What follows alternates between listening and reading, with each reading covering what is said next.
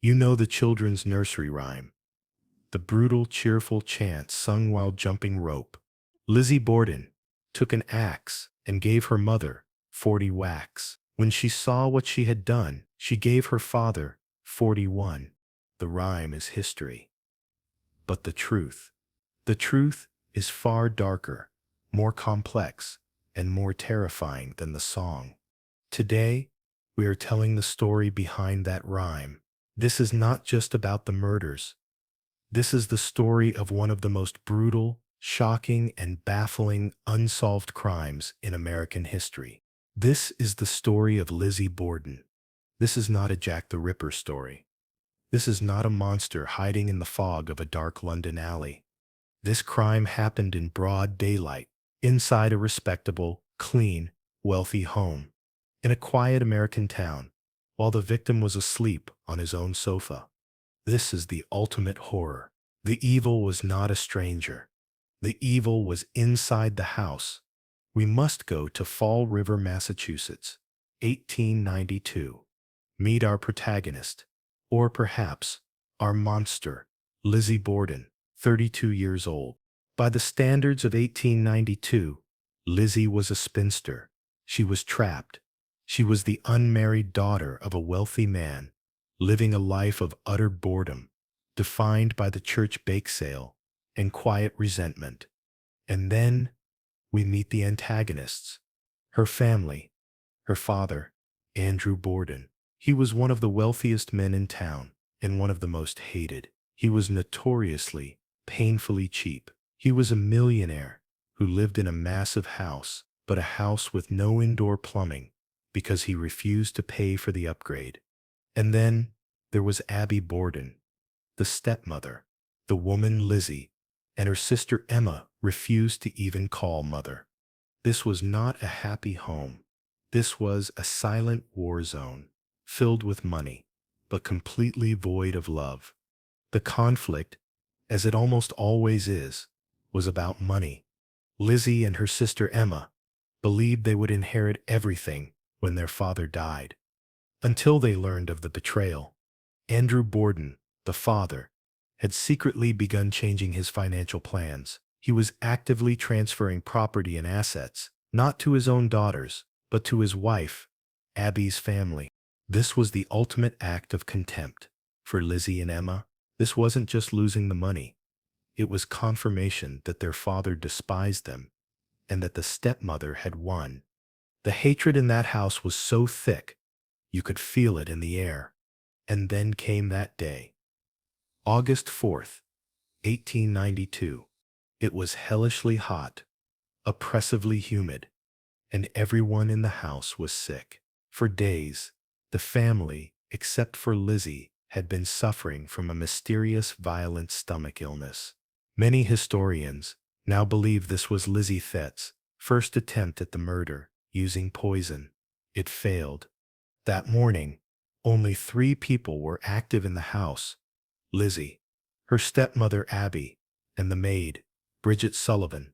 Andrew Borden, the father, left for his morning business walk. Abby, the stepmother, ordered the maid Bridget to wash the outside windows in the brutal heat, and then went upstairs to the guest room to make the bed. Downstairs, in the kitchen, Lizzie remained. Before we continue this unbelievably dark family betrayal, if you love History Sit's greatest unsolved crimes and mysteries, hit that subscribe button right now for Living the Stories. The maid, Bridget, was outside, sick, and washing the windows. The house was quiet. A short time later, Andrew Borden returned home from his walk. The heat had exhausted him.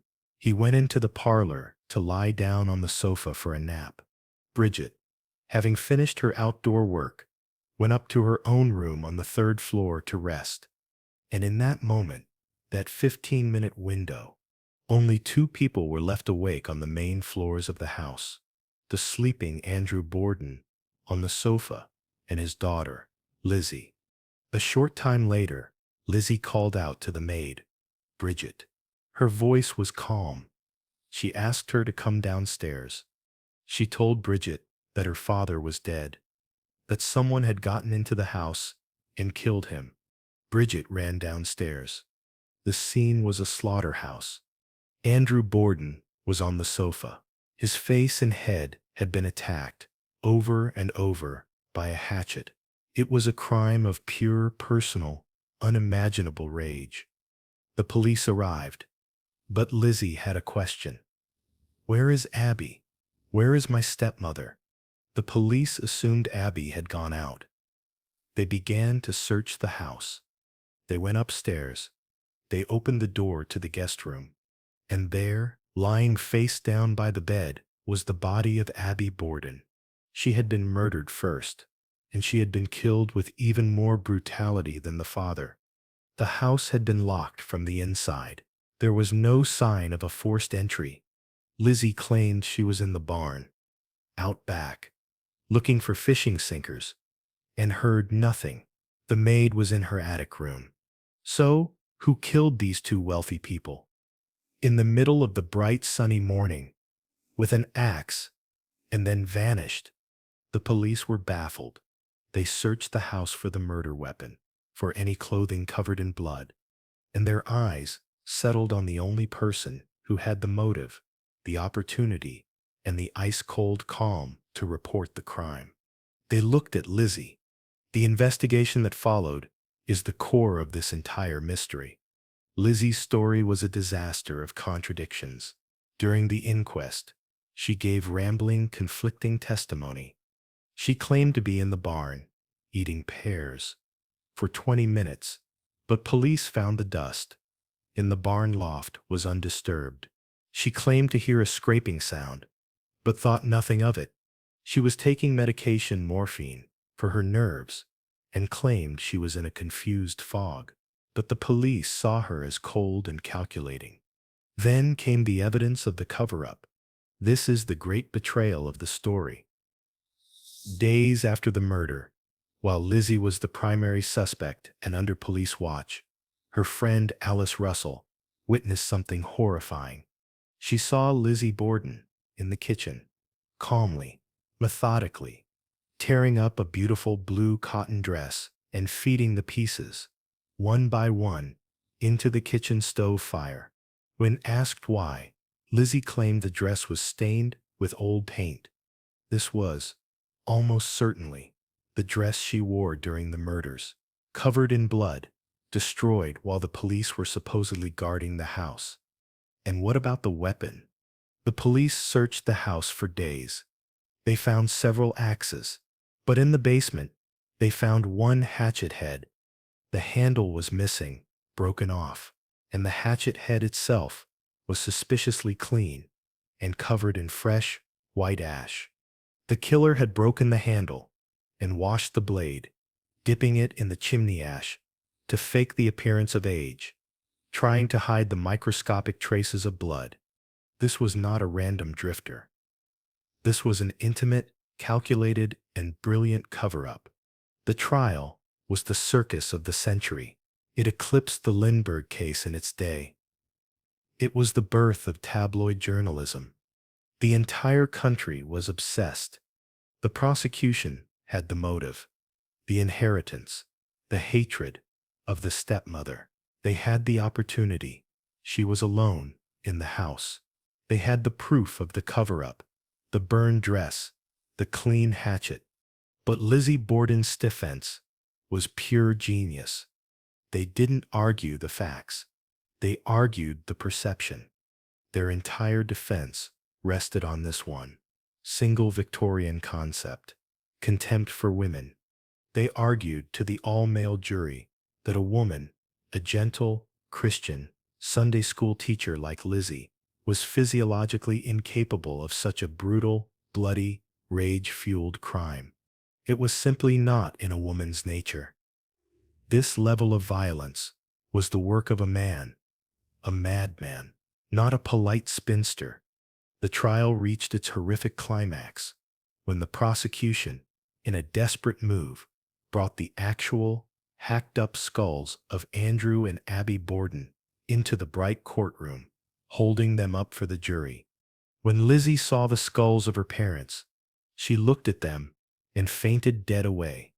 Was this the act of a horrified, innocent daughter, or the brilliant performance of a guilty sociopath? We will never know, but the jury saw a frail woman, overwhelmed by the horror. The jury deliberated. It took them only 90 minutes. They returned the verdict, not guilty. The jury of 12 men could not believe that a woman of her high standing, a polite Christian woman, could be capable of such a thing. Lizzie Borden was free. This is the resolution. Justice failed. Lizzie Borden, now acquitted, inherited her father's massive fortune. The motive was successful. Did she leave town in shame? No. In an ultimate act of contempt for the neighbors who had whispered about her, she and her sister Emma stayed right there in Fall River. They bought a massive, opulent mansion on the hill, the wealthy neighborhood they had always wanted to live in. Lizzie, now calling herself Lizbeth, lived the rest of her life in luxurious isolation. A pariah, the boogeyman of New England, but an incredibly wealthy woman. This brings us to the analysis. The core question. Did she do it? Yes, almost certainly. The evidence is overwhelming. So why was she acquitted? Because the investigation was botched, the police waited hours to search her, and because Lizzie's defense understood the 19th century mind better than the prosecution. The jury didn't acquit Lizzie because she was innocent. They acquitted her because they believed a wealthy white Christian woman couldn't be guilty. This is the horror of the case. It is a story about the intersection of class, gender, and rage. The other theories are fascinating, but weak. Was it the maid, Bridget? She had no motive, and no one saw her with bloodstains. Was it a secret, illegitimate son of Andrews? There is zero evidence. No, the truth is always the simplest. The killer was the person who was sick for days before the poison failing. The person who burned her dress, the evidence. The person who hated the stepmother, the motive, and the only person who was awake inside the locked house when both murders occurred. Lizzie Borden got away with it. This is the ultimate American myth. It's a story of pure primal family rage, of simmering hatred, and of an inheritance secured by an axe. It is a true crime story where the monster is not a stranger, but the quiet daughter who everyone underestimated.